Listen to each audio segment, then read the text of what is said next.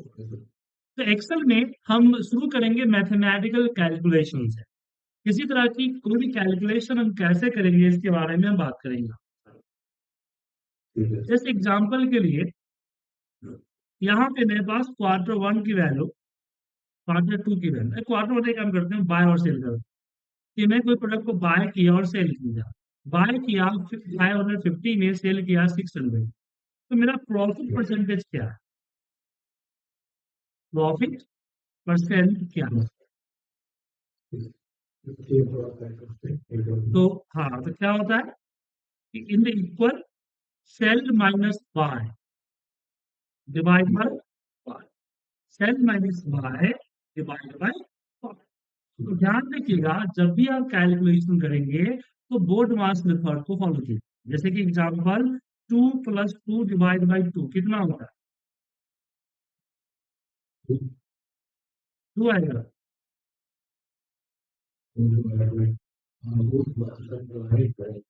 3 आएगा, रिजल्ट 3 आएगा। समझे? पहले डिवाइड होगा देन प्लस होगा, तो 2/2 1 एंड प्लस 1 3 होगा। 3 आ गया ना? इसलिए जब भी कोई कैलकुलेशन करेंगे तो किसके थ्रू करेंगे? बोर्ड मास मेथड के थ्रू। हर हर कैलकुलेशन को इसमें लगा। अब जैसे कि एग्जांपल के तौर पे एक चीज और चलते हैं। यहाँ मैं ड्राइंग और ले रहा है कि नहीं ले रहा है?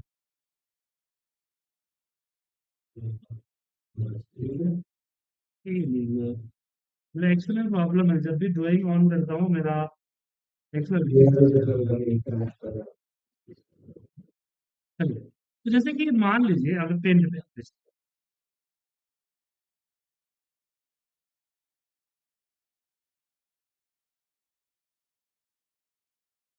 तो यहाँ पे हमारा एक फॉर्मूला होता है कि amount equal to P principal multiply by 1 + r divide by n power of P multiply by. ये अमाउंट कैलकुलेशन का फ्रीक्वेंसी वाला जिसको हम लोग बोलते हैं हिंदी में, उसको कैलकुलेट करने का फॉर्मूला। ठीक है। अब आप सोच रहे होंगे कि सर हमने तो आपके साथ डील की थी एक्सेल सिखाने की और आप बात कर रहे हैं मैथमेटिक्स की। मैथमेटिक्स पीछा कब छोड़ेगा? क्या?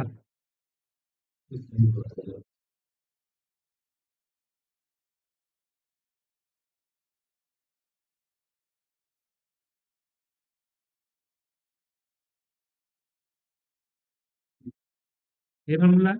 इसमें मान लीजिए कि पी मैंने ले लिया 550,000, आर मैंने ले लिया 5%,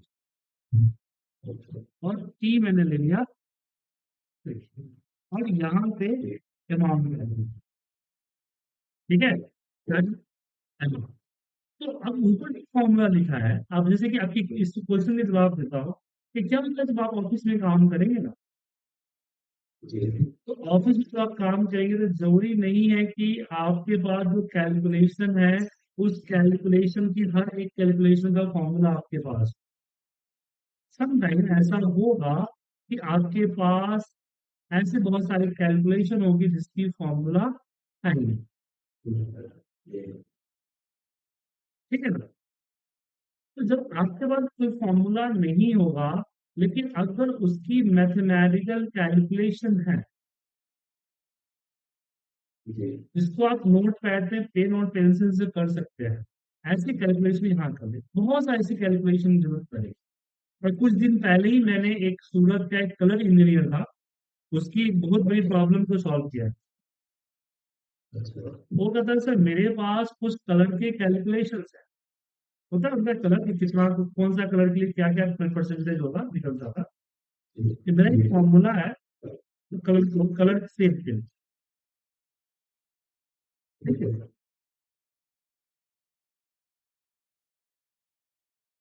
और मैं चाहता हूँ कि सर ये फॉर्मूला मैं किसी को देना नहीं चाहता। ये फॉर्मूला मैं किसी को देना नहीं चाहता।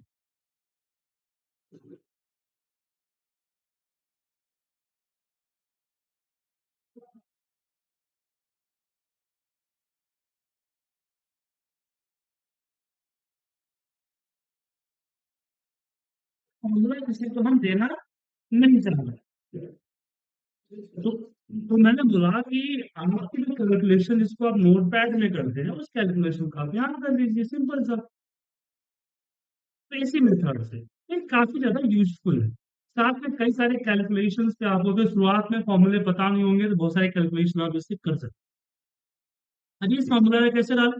तो जब भी इस तरह की फॉर्मूला करे तो तोड़ के करें। जैसे कि यहाँ पे इक्वल वन प्लस इन दी ब्रैकेट, हर कैलकुलेशन को ब्रैकेट के साथ सेपरेट करें, मल्टीप्लाई बाय 12।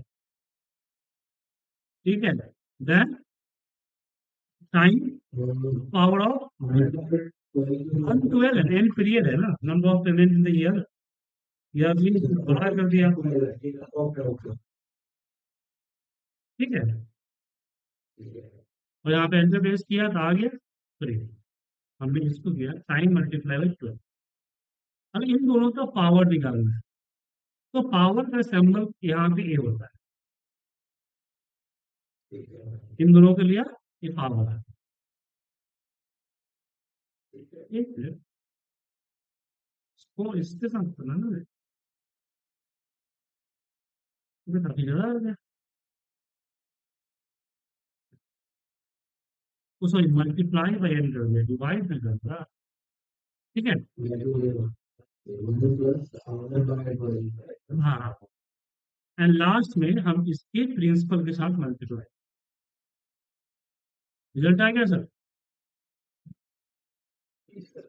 अब यहाँ पे सवाल आता है कि जो रिजल्ट तो आया, पर रिजल्ट आने के लिए हमने कई सारे सेल का इस्तेमाल, कई सारे सेल्स इस्तेमाल, देख पा रहे? मैं सब ये सारा calculation in the one cell होना चाहिए। अब यहाँ पे करेंगे फॉर्मूला मर्ज। जिसको डबल क्लिक किया, ये दोनों से लिंक है ना। अब इस पे जाएंगे, इसका फॉर्मूला कॉपी करेंगे, इक्वल कॉपी मत कीजिए, फॉर्मूला कॉपी कीजिए। और फिर यहाँ कौन सा डी और एट, डी एट है, तो डी एट के ऊपर हमने पेस्ट कर दिया। इसके ऊपर पेस्ट किया डी एट को, देन हमने इसको सिलेक्ट किया, कॉपी किया, स्केप मारा, और यहाँ ई एट के ऊपर पेस्ट किया। अब इन दोनों को रिमूव कर सकते, देन इसको सिलेक्ट किया, देन कॉपी, स्केप मारा, और यहाँ पे बी एफ एट एफ पे पेस्ट। ठीक है, मैंने लिख किया। अब इसको कट करके, इसको कॉपी पेस्ट नहीं करना है सर, कट पेस्ट।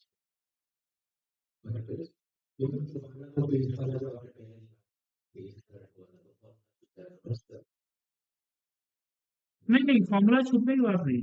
अगर आप देखिए यहाँ पे क्या है कि ये आपका इससे लिंक है ना। अगर कॉपी करके पेस्ट करेंगे तो जब भी कोई कॉपी का बताया था आपको मैंने कि जब भी कोई फॉर्मूला में कॉपी पेस्ट करते हैं, इसे एक सेकंड दीजिए, एक सेकंड।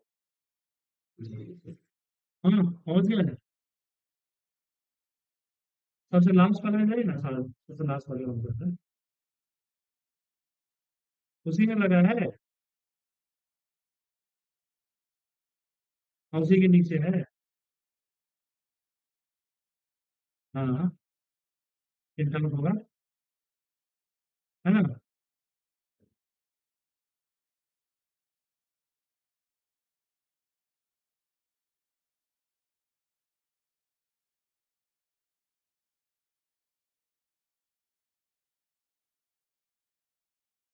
चलो, तो यहाँ पे इस समझ में आएगा, समझ में आएगा फॉर्मूला कैसे मर्ज करेंगे। तो इसको कट करके मैं इसके जो रेफरेंसेस है ना, जब भी कॉपी पेस्ट करते हैं तो इंक्रीज डिग्री होता है ना सर, इसलिए मैं इसको हम कट पेस्ट करें। हाँ, अभी क्यों हटेगा चलिए बताता हूँ। जैसे यहाँ पे 50 है, यहाँ पे 60 है, राइट। और मैंने क्या किया कि यहाँ पे इन दोनों को प्लस कर दिया, कर दिया। अब देखिए, अगर मैं यहाँ से नीचे पेश करूंगा तो ये क्या है, यहाँ पे देखिए एड्रेस क्या है, D3/G3। तो यहाँ पे देखिए G6 हो गया, G6 ऐसे अगर हम यहाँ पेश करेंगे तो अगेन देखिए यहाँ बढ़ेगा घटेगा। ठीक है, हाँ,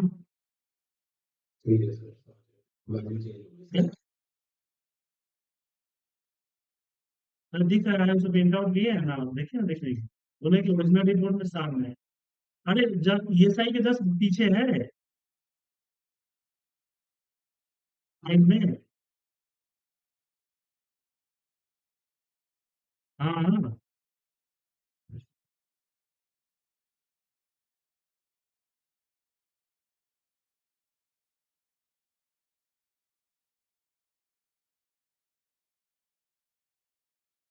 एक प्रिंट आउट होगा।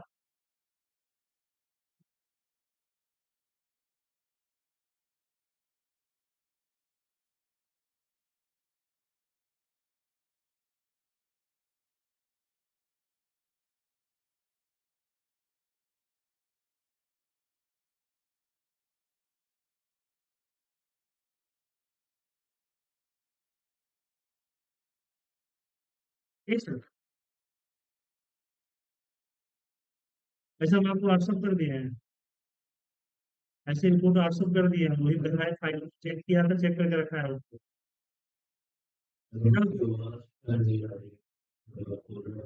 सॉरी सर, सॉरी सर, जब भी हम फॉर्मूले को आगे पीछे करेंगे तो इस तरह से इंक्रीज डिक्रीज होता है। इसलिए अगर मैंने यहाँ कट कॉपी पेस्ट करता, तो B6 जो है, B5 है, B7 है, वो आपको या RF करके आ रहा है, कट दिया। क्लियर? अब क्वेश्चन आता है कि और क्या क्या कैलकुलेशन की जा सकती है, ठीक है? तो चलिए कुछ कैलकुलेशन और समझाता हूँ मैं।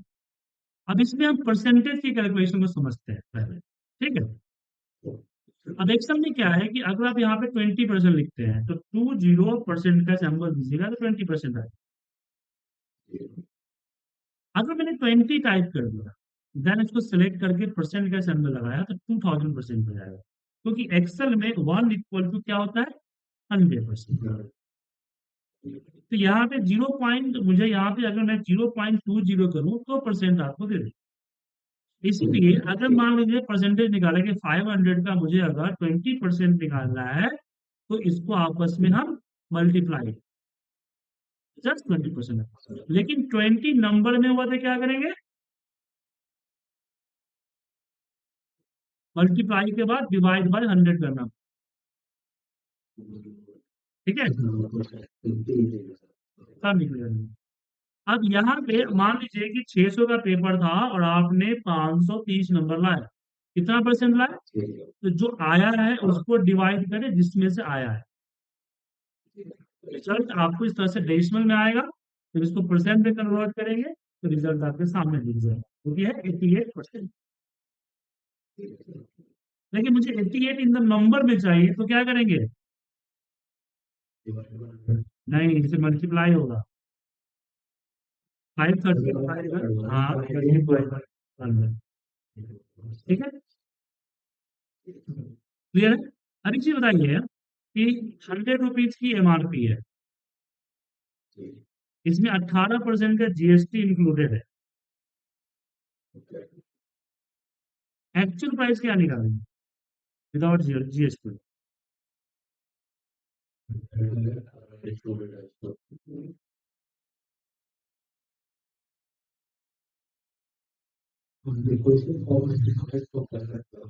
कीजिए, क्वेश्चन कीजिए, आप मैथमेटिकल फॉर्मूला बताइए ना, यही तो क्लास का मेन मोटिव है मेरा, कि जो काम आप मैथमेटिक्स में कर सकते हैं उस काम को यहाँ करना। तो मैथमेटिक्स में कैसे करेंगे बताइए?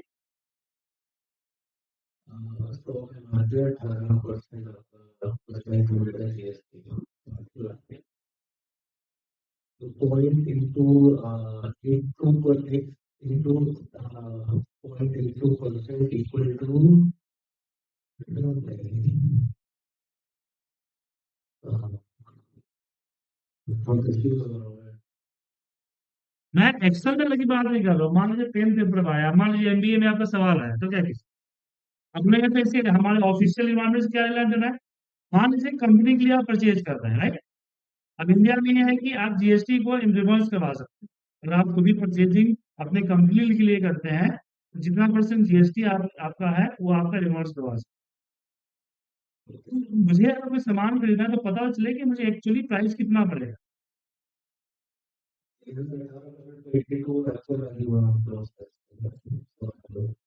तो 100 का 18% निकालिएगा आप।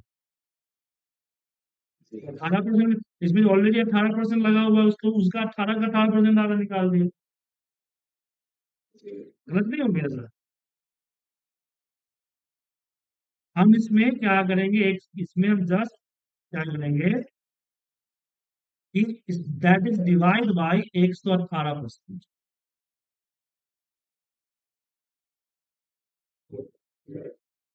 ठीक है।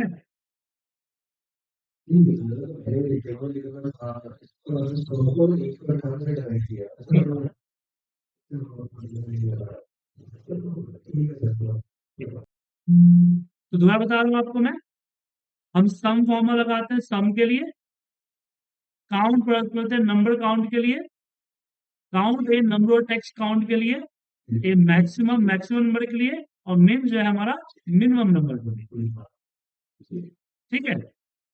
उसके बाद यहाँ पे कुछ और है, जैसे कि हम टुडे का फॉर्मूला लगाते हैं तो क्या होता है, करेंट सिस्टम डेट देता है और चेंज होते रहेगा, सिस्टम डेट हमेशा अपडेट करता रहेगा। और नाउ क्या करता है, सिस्टम डेट एंड टाइम देता है, सिस्टम डेट एंड टाइम। और आप रैंड बिटवीन का फॉर्मूला यूज करते हैं ना, तो आप हाँ लोअर नंबर अपर नंबर देगा ये बार बार अपने आप को चेंज करते रहे। लेकिन मुझे रैंडम परसेंटेज या रैंडम टाइम चाहिए, तो उसके लिए लगाएंगे फॉर्मूला रैंड का। रैंड क्या करता है, 0 से बड़ा तो 1 से छोटा देता है। तो परसेंटेज भी तो वही होता है ना सर, हमेशा 1%, हमेशा कुछ ना कुछ परसेंटेज आते रहे। और ऐसे टाइम का भी सेम सिस्टम है, 1 मतलब कि 24 डे। अब इसमें टाइम का फॉर्मेट अप्लाई करें तो हमेशा कुछ ना कुछ आपको रैंडम टाइम देते रहे। सर आप जब टाइम एक्सेल में लिखते हैं ना, कोई भी टाइम, जैसे 10 बज के में लिखा मैंने यार, तो आपको 10 AM दिख रहा है, बट एक्चुअली में इसने डेसिमल में कुछ ऐसा लिखा नंबर में, इसने एक को 24 घंटे को इस तरह से डेसिमल में कन्वर्ट किए हुए हैं। रैंड फॉर्मूला भी तो वही करता है ना, 0 से बड़ा 1 से छोटा नंबर देता है, तो रैंडम टाइम मिल जाता है। ठीक है। आज के लिए इतना ही, इस पे कीजिए प्रैक्टिस। आज हम आपको एक ये भेज रहे हैं, आपको एक इमेज भेज रहा हूँ व्हाट्सएप। एक इसमें कुछ इक्वेशन है, इसको आपको कैलकुलेट करना है। एक सेकंड, और करके मुझे भेजिए, और इस बार प्रैक्टिस के लिए लेट मत होइएगा, ठीक है।